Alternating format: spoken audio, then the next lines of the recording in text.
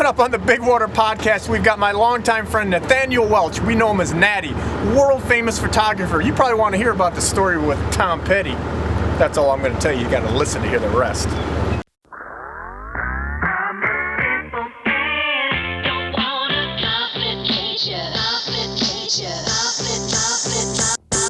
Welcome to the Bigwater podcast. I am Robertson, and you know fishing's what I do. It's how I make my living, but sometimes you got to talk about it too. And I've got a really unique, I call him a friend, but he's our guest today, Nathaniel Welch. And those that got Google can look him up because he has been there, done that. I call him Natty. I think most of your friends call you Natty, right? Yep, that's it, Natty. Natty, first of all, thank you for joining us. But, I mean, how do you describe your career? I mean... my career has definitely been the best part of my life, for sure. I'm a photographer, and for people that want to hear about it, I do everything. I do portraits for magazines, advertisements. I do a lot of travel and adventure photography as well for magazines. And we met because I shoot a lot also for Field and Stream and Outdoor Life and some of the outdoor type magazines like that. But yeah, that's basically in a nutshell what I do is I travel around and take pictures. But I also tell people it's kind of like starting a new job every day for people that don't, that work in a normal office. Even when I met you, like you get on a new job and you go figure it out and you make it work and you make friends and sometimes you make enemies. But it's always a unique experience, and it's definitely helped me learn. I went to college, but I learned most about life from my job. No doubt. And it's really unique because, again, like us coming together, we were shooting for a cover of Field and Stream, I think it was. But, yep. The day before, or just before that shoot, you were in California, I think, doing Snoop Dogg. Yeah. Which, that's got to be, that's a little different than shooting a walleye guy. Yeah, that's also what's great about this job is that, you meet very diverse people. I remember when I used to live in LA, I photographed some gangster rapper one day and then a Republican congressman the next. And the takeaway is everybody's kind of the same. You're very similar to Snoop Dogg, believe it or not, and he's very similar to you.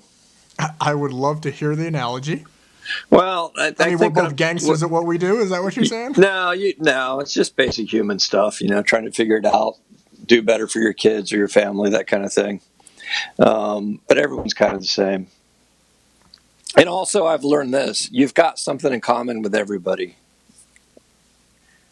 If you need to, to look for it. I look for it whenever I meet somebody, to have a commonality with them. And sometimes it's pretty simple, like having a kid the same age, or something like with Harrison. He hunted, and I have that too. And I found that with him when I found out James Harrison hunted. We were like old bros. Yeah, because just going through your stuff. You've had, when you look at the magazines, obviously me and you work together with Field and Stream Outdoor Life, but you've done a million magazines. But some of the most probably namesake, GQ, Maxim, Esquire. Stuff like that. That's a different... The Rolling Stone, yeah. Rolling Stone. That's generally, those readers are a different crowd than Field and Stream, and probably the people that you're photographing at the same time. Yeah, and that's my funnest work too. When people always say, "What's your favorite magazine to shoot for?" and I always say Field and Stream. Well, Field and Stream and ESPN because I also love pro athletes. They're fun to shoot. But yeah, Field and Stream is definitely one of my favorites to shoot for. What makes a professional athlete? Because I just looking on your website, I saw like one of the Venus girls there. Obviously you've done. Yeah, I've shot all the Venus. I've shot the tennis players. No, so the thing about my work, and you'll see it when you look on the website. Technically, I'm a portrait photographer, but most of my portraits aren't static. There's a little bit of motion in them, and I think that even the ones that are static still have some movement. You can kind of feel some movement in them. And like that shot of Serena, she's flying through the air. But with athletes particularly, athletes don't like to get photographed. In general, they kind of it's just one of the necessary evils of their job is they have to do press. And I found early on in my career, if you just get them to do what they do in front of the camera, Like for Venus, I was having her like do like a forehand volley, or I think it was Serena. But if you just get them to do what they do and make a portrait out of it, like it really helps put them at ease, number one, and also make a really dynamic photograph where they're not just like still. Do they take direction good? Yeah, absolutely. If you have them do, if you have them do what they're comfortable at, for sure. If you want them to do something out of the box for them, it's a little more coaxing going on. But generally speaking, yeah, they definitely move or take direction well. So what about I know you said you like the athletes, but like you've done a lot of music people, and I don't know if that's just because of the magazine stuff. Like I remember seeing Nelly, Snoop Dogg, Eminem. Yeah, I've done. Yeah. Tom Petty was probably. This is people say, "What's your favorite shoot?" And I always go back to this because I'm from Florida. I photographed Tom Petty. It was about 7 years ago, but I went to LA to do it. He was getting ready to go on tour, and when guys like that or big bands go on tour, they'll spend a couple of months rehearsing in a rehearsal space. Even though they're these huge famous bands, they'll get their whole set, figured out. So he and Mike Campbell, I had to do pictures, portraits of them, separate and together. And the shoot was out in LA. It was at Paramount Studios because these guys will just rent a soundstage, for like a month or 2 months, and they'll set everything up. Tom even had his big, everything. They had the carpets on the ground. He always would perform on those big Persian carpets, those big rugs would be all over his set. And they had it set up perfect like that. So, my call time was like 11 to photograph him. And I got there on time, and I set up backdrops and did everything like that. And we did our portrait session. And kind of halfway through the portrait session, some of the other guys from the band were showing up because they were going to have a rehearsal that afternoon. And, Tom and I talked about Florida because Florida is very near and dear to my heart. And he was from Gainesville. And I didn't go to University of Florida, but I spent a lot of time there. And I knew the town really well. And I knew, we talked about Micanopy, which was, Payne's Prairie. These only locals would know that kind of stuff. And Tom kind of lit up when we talked about that. But at the end of the shoot, he said, "Hey, man, you want to hang out and watch us rehearse?" And I'm just thinking, yeah. So I sat there and I watched like half the set of these guys, just kind of going through it. It was basically Tom Petty and the Heartbreakers, live, free, and basically alone. There was like 15 other people there, managers, and his wife was there, and a few other people. But that's the kind of stuff, you can't buy that kind of stuff. You know what I mean? Like, there's no ticket for that. I'm not a Tom Petty like fan or not fan, but like, oh hell yes, time to put on that party dress. Like everybody knows something of Tom Petty. Yeah, and he died. I did an Instagram post. It kicked me in the gut because he's one of those guys that seemed like Yoda. You know what I mean? Like you didn't think he was going to die. He was just an old, wise kind of guy. And when he died, his manager actually reached out to me. I actually reached out to her right when it happened, just saying how sorry I was. And then she reached out to me a couple months later, because he had a big box set come out, and they used some of my pictures that I took for that magazine story in the box set, which was kind of cool. And I can remember too, back when we were in the boat there, it's probably been 5 or 6 years ago now, but the last time. But, since then you've done Trump, like what, 3 times? I've shot him 3 times. The first time was before you. It was like 2007. When he was doing the Apprentice was the first time I photographed him. And that was at his offices in New York for Fortune magazine. And it's funny you say, like, do people take direction? Well, Trump definitely does, because he loves to get his picture taken. At the time, because Apprentice was so popular, they had these little talking Trump dolls that you could buy. You remember those? I don't, but they were about 16, 17 inches tall, and you could pull a string, and it would say you're fired. My producer's shaking his head. Yeah. Yeah, but I bought one of those, and I brought it, and I thought, what, maybe I'll have Donald hold this for a picture, And sometimes you have these crazy ideas, and they're kind of walking a fine line, and the talent a lot of time be like, no effing way I'm going to do that. But he was like, yeah, absolutely. So, he's very confident in that kind of stuff. He doesn't really worry about that. I'm not going to try to turn this into a political thing one way or the other, but I remember you telling me, like, when you shot Trumpet, you were amazed that you thought he was a pretty good dude. Again, don't want to put words in your mouth, let you finish this, but you told me a long time ago, you don't care how people treat you because it's normally going to be good because they want a good photo. They know you, you're a namesake, but it's how they treat. Absolutely. It's how how that person that's the subject is treating your light guy or your grip dude, right? 1,000%. And, Donald Trump was one of the best at that. Even the first time I shot him in 2007, my nephew came up because he spent a few weeks with me. He was like 14, 13 at the time. So I would bring him on shoots and assist. And, he had long hair, my assistant, down to his shoulders. He was a skateboarder. And he actually commented, he said to him, "What's your name?" And he said, "Justin Welch, sir." He goes, "You know what? You got really nice hair." He said that to my nephew, which I thought was funny. But yeah, he treated everybody on set totally normal. And the thing that really cemented it, the last time I shot, so anyway, I shot him in 2005, right? And then I shot him, or 2007. Then I shot him like in 2010 for Wall Street Journal, where I did a round of golf with him at Trump National in New Jersey. And so that's me hanging out in the golf course with him. That's his place for sure. So we did a round of golf. I was just tailing along in my own golf cart with my assistant. And after the round, he's made sure that, we came and had lunch with him, myself and the writer and my assistant. He never left anybody out. Or a lot of times, a celebrity like that would just want to have lunch with the writer because that's the person that, is going to be writing the story. And, right. And I was pretty much done with them at that point. Who can do them good or bad? Yeah, exactly. And exactly, the people they really have to suck up to. But the last time I shot him for Golf Digest was only about 4 years ago or 5 years ago. And that was at Mar-a-Lago. I flew down to Florida to do it. And we set up a big studio in the ballroom of Mar-a-Lago, and I had everything there. And he showed up, and he remembered me, first of all. He remembered me from the shoot that I did with him in New Jersey at his golf course.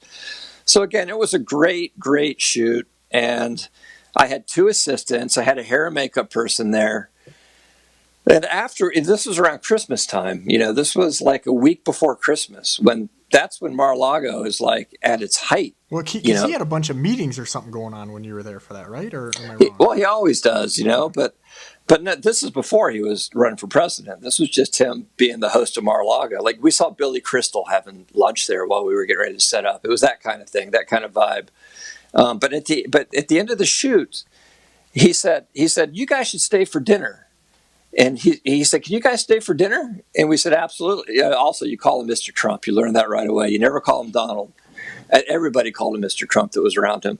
But I said, "Yeah, absolutely, Mr. Trump. We'll stay for dinner." He said, you guys too. Your assistants, I want everybody to stay. Hair and makeup. He said, "You got to stay." He said, "We only do this once a year, like the 2 weeks before Christmas. Like it's the best buffet, lobster, shrimp, crab legs, you name it, steak."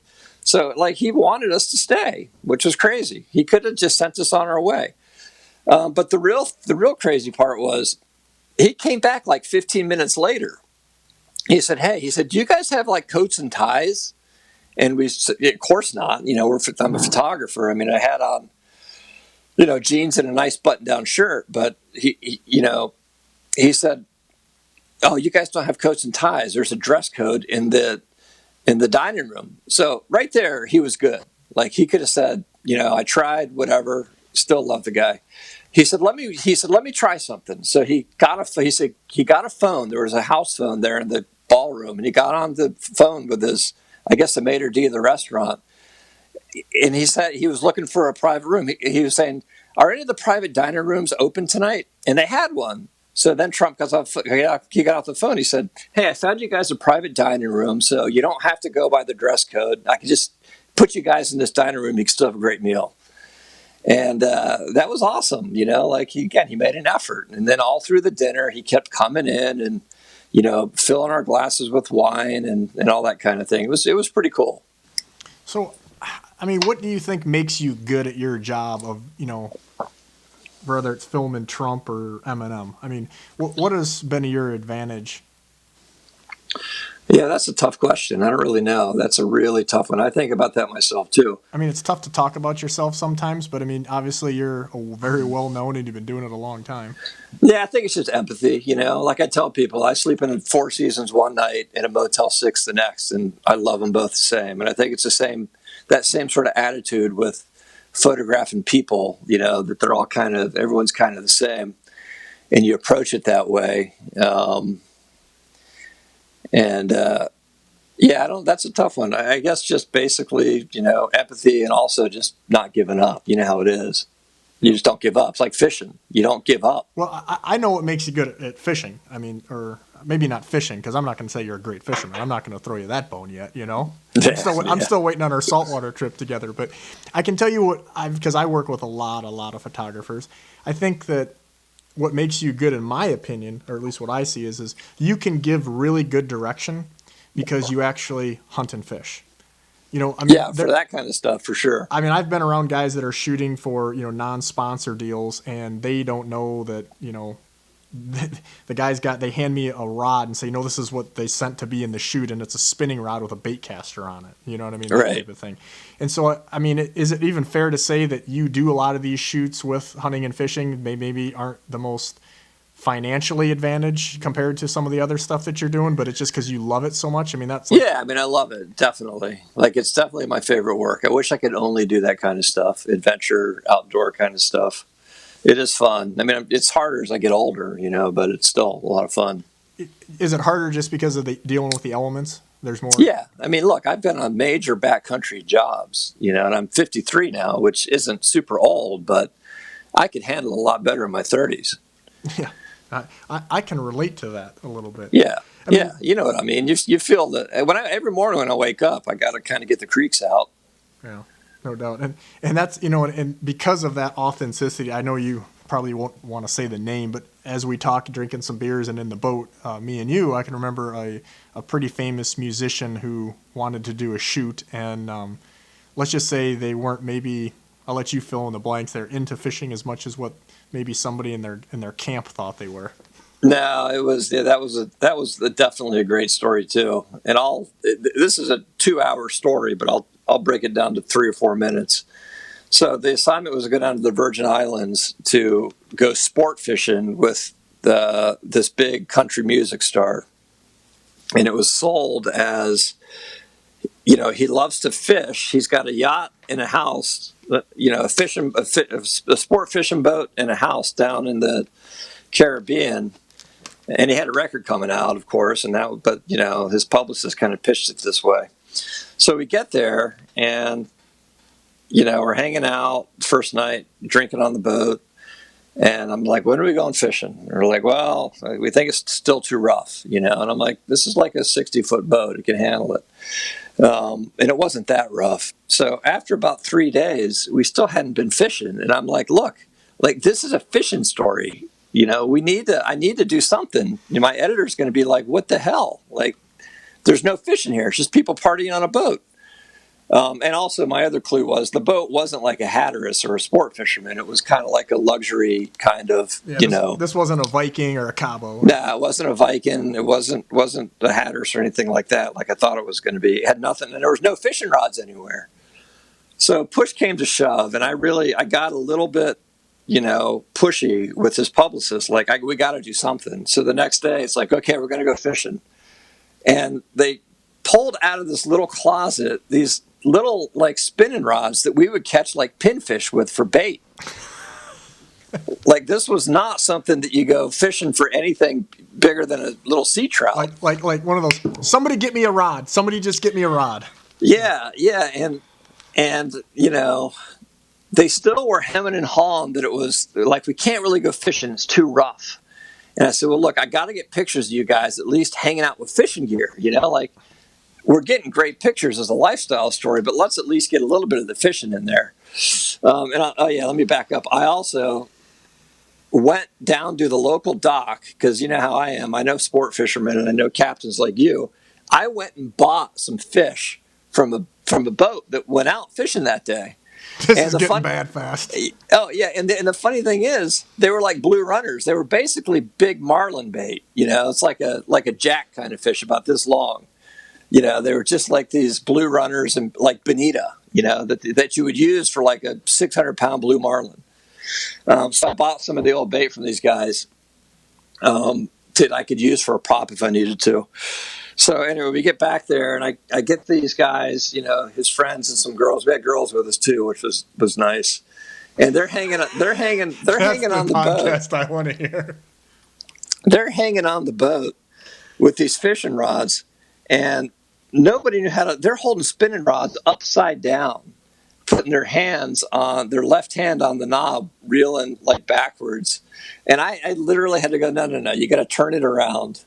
Moral of the story is, people will do anything to get press, and also none of those pictures ran. I mean, ultimately the magazine's like, we can obviously tell this wasn't a fishing store, but hey, you got great stuff of them like partying and jumping off the boat, just hanging out. It was a great lifestyle piece. Yeah, I think the thing that people probably don't understand, I mean, I've worked with a lot of photographers, and you're definitely, because of your love for hunting and fishing, your caliber or type is not somebody that normally would be shooting fishing stuff. Is that fair? Absolutely. And here, I'll tell you the story how I ended up doing it. So some of you guys might know who Dave DiBenedetto is. He is now the editor-in-chief at Garden and Gun magazine, which is like the best Southern culture. They have a lot of fishing and hunting and a lot of bird dogs and stuff like that. But he was an editor at Men's Journal when I was a photographer, and he knew that I hunted and fished. And then he took the editor-in-chief job at Field and Stream, and he just reached out to me. He's like, hey, Natty, I know you hunt and fish. If I can get you to shoot for us, it would be awesome. And I said, yeah, man, let's do it. And that's how I got kind of into doing stuff for Field and Stream and Outdoor Life. Dave knew that I hunted and fished and that I was a great photographer. His words, not mine. Just kidding. But and he said, yeah, come here. We need you.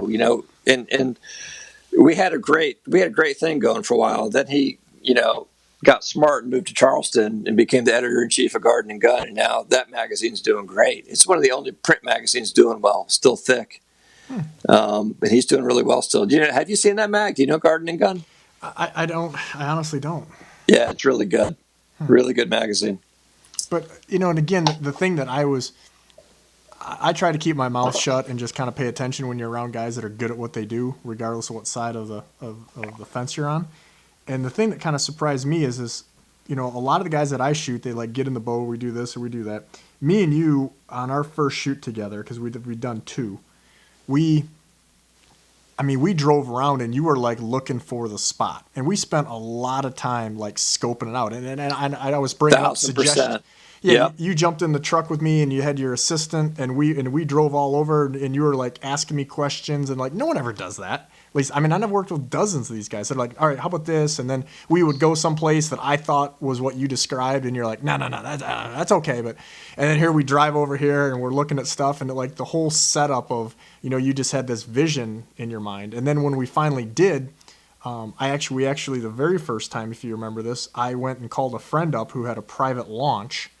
And we launched. Yeah, we got blown out that trip, right? The wind was so bad that we had to go to a private launch, and then you guys were in the water, and we went and got waders, and we had the he had a big stand in the water, like we that had was stands. That was dumb, but But I guess don't go home without a picture. The point of this was it shows obviously your perfection, because we got stuff, but wasn't what you wanted, and so we used it for a different project. But you guys were in the water. You had all these cameras and lights in there. I had the boat anchored off the front, the back. I had trolling. Yeah, it was blowing like 20 knots. It was crazy. I remember that at least. And I had to get us in a place that was, our problem is we got some shallow water, but it's usually full of rocks, which isn't real good. We had to find a place where we could put a stand in. I remember that. That was tough. But again, the whole the setup, and just of you getting the lights and everything set up, and the thing that just blew my mind was like, it was, and I could be exaggerating, I could be under exaggerating it. I don't remember, you tell me, but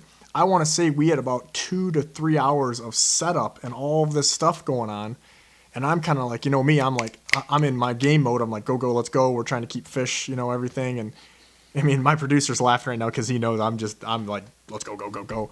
And I'm sitting here just kind of soaking this all up because I obviously know like this dude knows what's going on.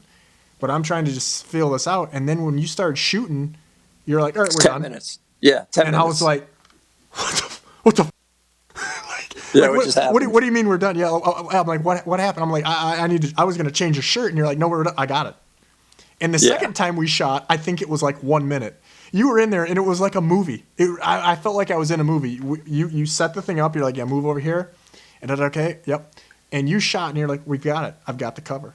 And I'm like, you've got what? Everybody says that. Pro athletes, everybody's blown away when I'm like, I'm done. They can't believe it. I shoot really fast. But it's also what you said, I give direction. Like I always have it in my head what it's going to be. And I don't ever use tripods. I like to be mobile. But yeah, people always love shooting with me. Actors love to be told what to do. Like they like working with the director. They don't want to get in front of the camera and then the photographer not have any ideas about what they want. Yeah, and again, it was cool to watch from my standpoint because I like people that are good at what they do. I don't have to even like what they do, but it's neat to watch a guy work. And I don't want to make this too much of a love fest. But again, you flew in, and so now we got all this stuff. So if you remember, we went to the grocery store and bought gallons of water. As weights. To use as weights because the waves are crashing, and we have light stands in the water. You've got an assistant trying to hold these things. Yeah, it was I remember crazy. Crazy. Yeah, everybody takes it for granted, though. I took for granted, too, how good I can be sometimes taking pictures. You take for granted how you put people on the fish also. There's an old saying, you're only as good as your last job, in the photo biz, and it's true. Like, the people remember it also, like, I remember having assistants. I'll be on a shoot, it'll be raining, it'll be dark, and, like, just not a place you can take pictures. And I remember having an assistant saying, well, there's nothing you can do. Like, it's rain, because I get in a crabby mood when it's like that, as I'm sure you can imagine, like anybody, when you want to get something done and you can't. And my assistant's like, well, there's nothing you can do. It's raining and, it's starting to get dark. And like, what are we going to do?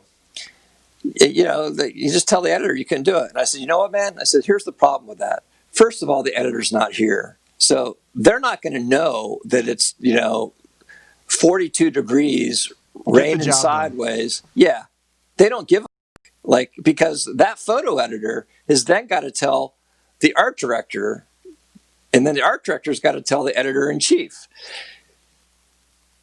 They don't care. And we ended up, I've used like car lights from my car as a light source to do a portrait of somebody standing. And it actually, you can make it work. Sometimes those are the best pictures.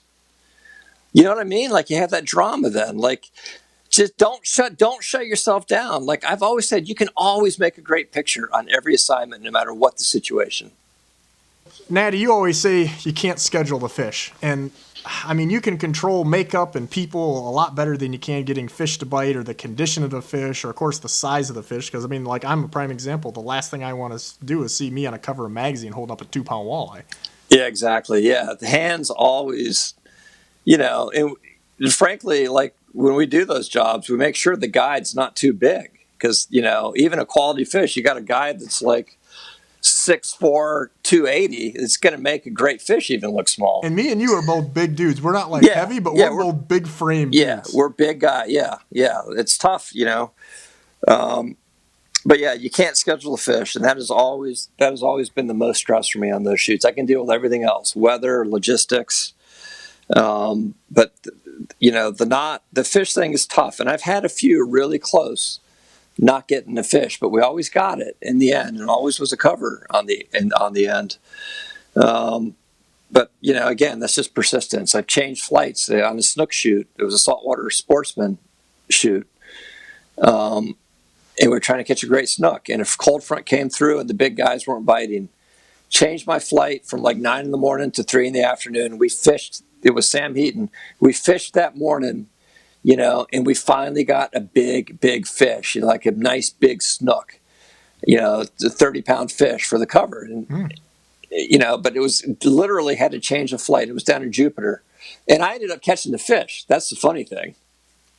So I can't have you on here and not ask you some questions, even if it's, for my own selfish purposes about, photography stuff. I mean, I see people get in my boat and I guess even backing up from that, when I first started doing stuff and working for magazines, it was a big deal for the writers or the talent, if you will, if they provided their own art, right? Right. Because right. a lot of these guys, they didn't have the budgets to have you come in, or they didn't have the time frame. And if I could have some stock stuff, and back then we were shooting slide film.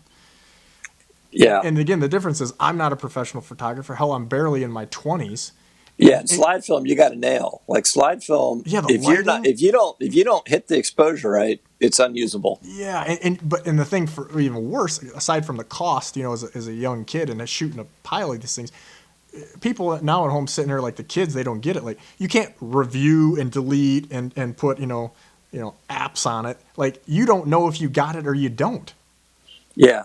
Yet you're right. Like, that was what film was all about. You didn't know. And the funny thing is I think about all those struggles that were early on, and now I have people in my boat where they take pictures of their son or their neighbor holding up a big walleye, and I'll take the phone and I'll look at it and I'll be like, you cut his head off. Like, you're using an iPhone, and you know what I mean? So people don't take the time to even review a picture. It's just hilarious. Or they'll move it before that. Then they hit the button, they move it because they think it's over with, and the whole thing's fuzzy. Free now too. It's free. Like, there's no cost for taking pictures. But people are better. People are better photographers now because of it. Well, generally speaking, I think the girls and the younger people are. But I still see guys my age and above where, and again, correct me if I'm wrong here. I'm definitely no professional photographer, but I think the biggest thing I see is this: people don't take enough photos. They're like, like guys. Like women, probably a different story. Guys that are in my boat, like, we'll just catch the fish of a lifetime, and they're like, yeah, okay, I got you, Bob. And I'm like, right. Like, even Natty wouldn't do that. I mean, 2 minutes, but you're still banging them out, and you're making little. I mean, you look like a bobblehead doll when you're doing all those little minor tweaks and things, and you're checking your stuff. But what are some tips that you could give a guy from a hunting and fishing standpoint with photos that are realistic that they can adapt?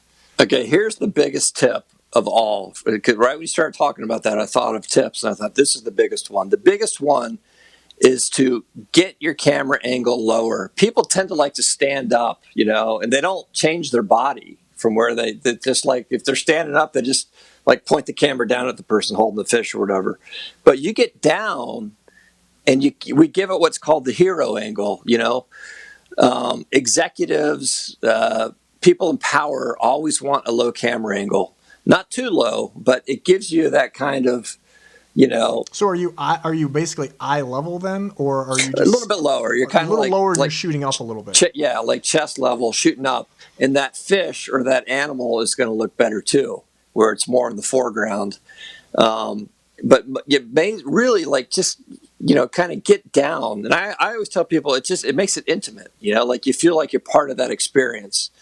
But I can't stand when I see people like taking a picture standing up as somebody sitting down or like holding a fish or something. It drives me nuts. Like, get down on their level. Yeah, and then you get sky behind them also, instead of the rail of the boat going through their head. Or, a trolling motor coming out of their ear. But that's the biggest tip. That's the biggest tip for sure. The second one is take lots of pictures. I tell people it's free. Like, it's not costing you anything. Like, take lots of pictures. And the third one, this is an old war saying that I like to use for stuff like this. I think it was Robert Capa, that old war photographer. He coined a saying, if it isn't good enough, it isn't close enough. He was talking about war photography. Like, a war going on from 100 yards isn't nearly as interesting as a war going on from 5 yards. Same thing with fishing, or wildlife photography. Get down in there with it, unless you have a really long lens. But yeah, get in. That's another big one I see. The guy standing on the front deck, and all you see is everything but the subject. Like, you don't know what the subject is. Yeah. And I take it for granted. To me, it's obvious, but I get it. Most people, it's not. But people are doing a lot better now. I see people that used to be awful photographers that are pretty good now because of the iPhone. It's really changed, though, because I work with Sims Clothing, for example. And if you look on Sims' Instagram page, there are not that many pictures, I mean, almost none, of like a hero shot or a grip and grin, as we say in the business, right? Of here's Right. it holding up. If it is, it's probably like a record class fish. Most of the time, it's the fish only, and you see a dude's hand like he's releasing it into a stream.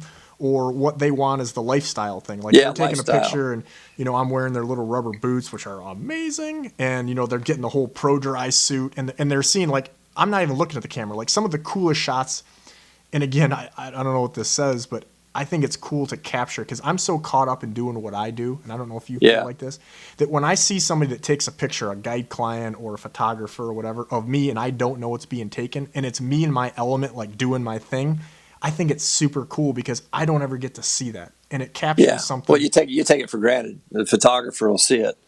Yeah, that lifestyle photography is real big for brands like that. That's what they're trying to sell is the lifestyle.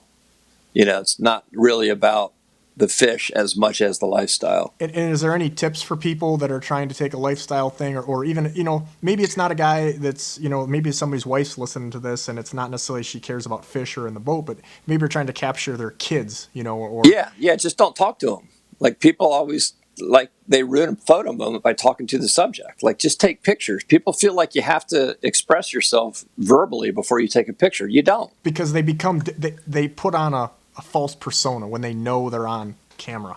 Yeah, everybody does. You do too. We all do. Like if you're aware of a camera, and also when I do shoots like that, I shoot a shitload because eventually people like you just give up. You know, and that's always been my thing. Like you just bombard people with the camera clicking, and they eventually get sick of it and forget. Is that why you got the 2 minute rule or whatever? You're just banging them out and like, okay. Bang them out. Yeah, bang them. Now, well, for the portrait, it's different. But yeah, I just bang them out when I'm doing portrait stuff like that. I think I know, and again, I certainly wouldn't even be pompous to say that I know Natty well, or been there for all your thousands of trips or whatever it has been through the years. But of the stuff we've talked about when we've been on the phone or fishing or doing a shoot, I definitely probably one in mind that I think's the funniest story. But what stands out amongst these trips as far as one that like I want people to know about this, or it was near and dear to you, whatever it may be. Um, I don't know. Well, Afghanistan. I told you that story, right? That Afghanistan, that was what for sure for me because Yeah, Afghanistan's a big for one. totally different reasons. Yeah, Afghanistan was a big one. So Afghanistan, I went to Afghanistan for Rolling Stone magazine in early 2002. Like I was pretty new, my career. I've been doing it about 8, 9 years, but 9/11 happened, and I spent like a month and a half down, at the pile taking pictures. And then it's funny how that all changed, after that happened. But then in March, I found myself, March 2002, I was in Afghanistan for Rolling Stone, embedded with the 101st Airborne in Kandahar. And I think I told you this. I used to bring a 4-weight fly rod with me everywhere. I would just pack it in with my stands. My stand, the light stands. I always have a case. It's like a golf club case that put light stands and stuff. And 4-weight, rod case isn't very big. I would just toss it in, always have it with me. And I brought one to Afghanistan because I'd heard that there was actually great fishing, in the Kush Mountains of Afghanistan. And there is, and there was. And, back in the 60s and 70s, I guess people used to go there to fish. And I had this vision like, man, I'm going to bring it. And you never know. I could like make friends with a general that likes to, fly fish. And we end up, getting on a helicopter to go into the mountains to fly fish. So when I was in Afghanistan, what would happen every day is we'd get up and we'd go on patrol. We'd take like 4 or 5 Hummers and a platoon of soldiers.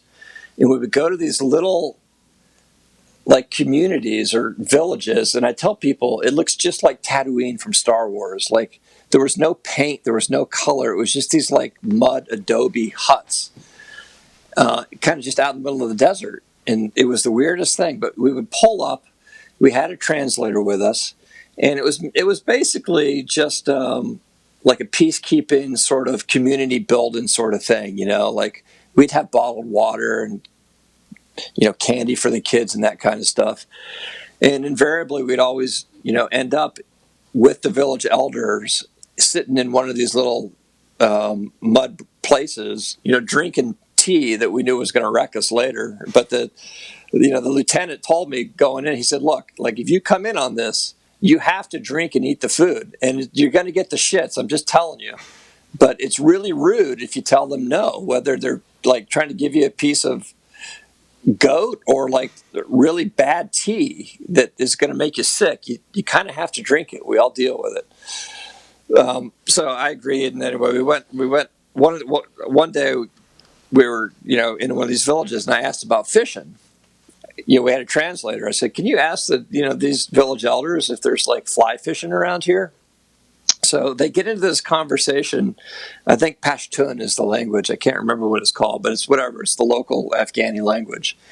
And our translator is having this conversation with his village elders and then tell me what they're saying. And then I say, well, this is what it is, like trout. It's got spots on it and, this other stuff. I can just see this going down. This is like a bad game of telephone. And these guys, like, they're literally what you think of for Afghani, like village elders. They have, the robes and the headscarves on and, they're 30, but they look like they're 70, And they're just kind of laughing and scratching their heads like, what the hell is this guy talking about?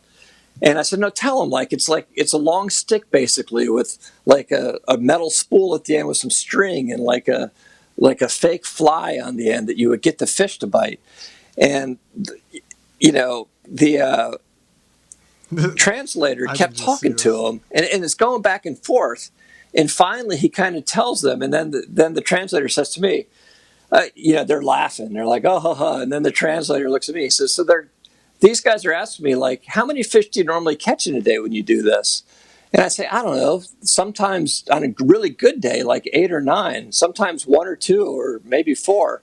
And then the translator told them that. They're all just laughing. Like, they're about to roll on the ground laughing. And then they're talking in Afghani back to the translator. And the translator smiles to me and laughs. He goes, yeah, they think that's ridiculous. When they want to eat fish, they just throw a grenade in the water. And it blows up. And then they just collect them all. So that's definitely one of my favorite stories from being on a shoot. I've got a similar story. That's the short version. It's kind of similar. I stayed just above the Arctic Circle back, and it was like, I want to say 2003 in Alaska. And long story short, we're in an Inuit village, and the one guy there was an Iditarod guy, and he was kind of the commander of all of these guys that running this fishing and hunting business. And the guy comes out, kind of one of the lead guys, and he was like, so I hear you're pretty good at fishing. You think you're good at fishing? And Gary Loomis, ironically, because they must have had 20 Loomis rods in this thing, had been there like that season at some point, so they had all this crazy good gear that they left. And the guy goes, hey, why don't you go grab whatever you think? And he goes, well, let's have a fishing competition. He goes, what do you want to bet? And I'm looking at this guy, and I'm like, and again, most of these streams, as you know, they're knee deep, and they're just chock full of fish. It's not it's filled. Yeah. It's like a movie where, you stick your jackknife in there. Oh, here's one. So, at any rate, I come out and I've got a couple Loomis rods, some like Mepson lines and Vibrex and stuff. And here's this Inuit guy standing there with a gill net over his shoulder, and he goes, you get the first cast, white guy. Same deal. He goes, so that night, we're literally eating and drinking. We're eating moose and drinking. I mean, this is survival. You know what I mean? Like you said in Afghanistan. Don't understand this. They look at it totally differently. This isn't Mar-a-Lago. My brother's a commercial fisherman, and we fight about this all the time. He catches like a 15-pound red snapper. He calls it a $40 bill. Right. You go, oh, there's a $40 bill. I'm like, no, man, that's like a red snapper. So yeah, they look at it differently. They're taking these fish and they're out there smoking them. They're hanging them in these literal huts, and that's winter. Like, are we going to get enough caribou? And this is a different type of protein. And just like when I was there for 20 some days, and I mean, I eat moose every day because they had a quarter of a moose, and you get tired of eating moose taco, moose soup, moose. And I don't think if you're an Inuit, it's any different. But, no, it's just they're just. I feel like we're doing that now with all this coronavirus quarantining going on, man. Crazy. I was talking to somebody today, man. I just want like a bagel with cream cheese and salmon. Can't get it. Speaking of Alaska, you've been to Alaska a bunch. I remember seeing some stuff and looking on your Instagram. You've had some. What's probably your favorite Alaska story? Yeah, I love Alaska. I tell people, get to Alaska. If you do anything, get to Alaska because it's just different up there. It almost feels like maybe it was America 50 years ago or something. Like you just kind of do what you want. Like if you want to drive your truck off the road, you can do it. Would you say it's fair to say, though, you got to be careful where in Alaska because there's so many tourist traps and like the Kenai River, for example. Like when I was there, I was like, dude, this is worse than the Bass Islands on Lake Erie in a weekend, you know, because you've got to kind of almost know somebody to get away from what becomes this giant tourist trap. Yeah, totally. Yeah, I've been lucky in that my assignments have always shown me the best of a place or the most authentic of a place. Yeah, I don't like to go on vacation. You know, people always get mad at me because I just like my work life is just so much more interesting than any like vacation could ever be in Alaska. You know, like hanging out with Tom getting paid instead of spending a yeah, and getting paid.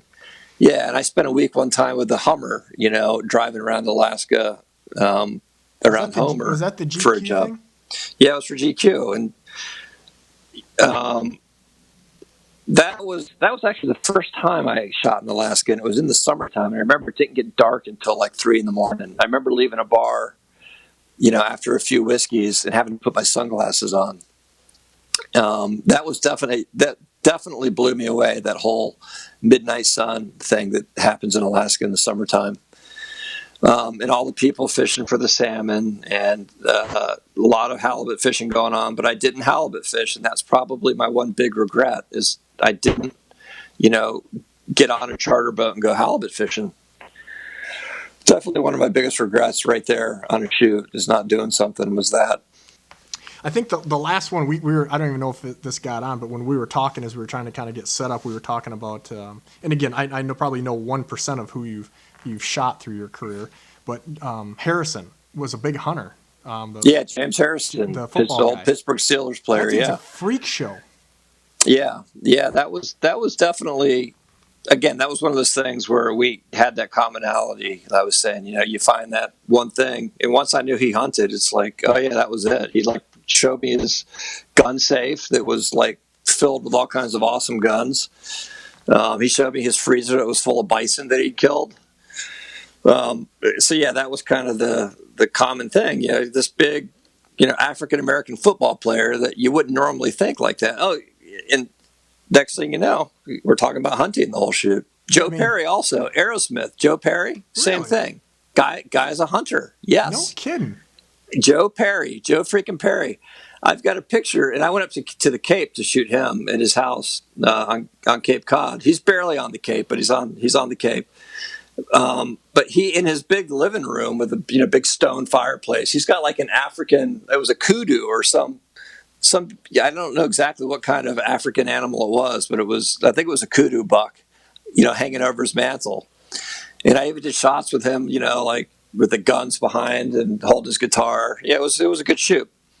I guess I really appreciate your time because I know that sometimes getting these things down, you know, even when we're so busy when we're doing a shoot together or just get caught up with life to even catch up on some of these things. And it's amazing the camaraderie. I know that's probably one of the coolest things with what we both do, how you get to meet these people, just how we met, however many years ago it's been now. Yep, absolutely. And you guys take pictures, man. Again, it's free. I tell people that. It's, you know, people still have that mentality of cost in their head. And I keep telling them it's not like film. You know, before your parents would be like, oh, well, that's 40 cents. We can't, you know, don't waste film. There's no waste. You just delete it. You heard it from the man himself. Natty says, take more pictures. You can always delete them. So here's a little thing I'll tell you. Like today, this day, whatever this is, what is this, April 16th or whatever it is, today there will be more pictures taken than in the whole history of photography pre-digital. Wow. You understand that? Did you get that? Absolutely. How's that for like a crazy sort of stat? Like there's more pictures taken in a day than there was in the whole history of photography before digital. That's a lot of selfies. That's a lot of selfies. It is. On that note, lot of selfies. I was hoping we could get through a thing with a photographer without using the selfies word, and I almost did it. All right, man. Well, nice chatting with you. Likewise. Hopefully I get back on a boat with you again one of these days. We must make it happen. Yeah, all right, I'll talk to you later, Ross. Thanks for joining us at the Bigwater Podcast. To hear the shenanigans, look at all the old episodes that we've done, check us out at YouTube, bigwaterfishing.com, and of course follow us at Instagram and Facebook. Bigwater Fishing, that's what we're doing.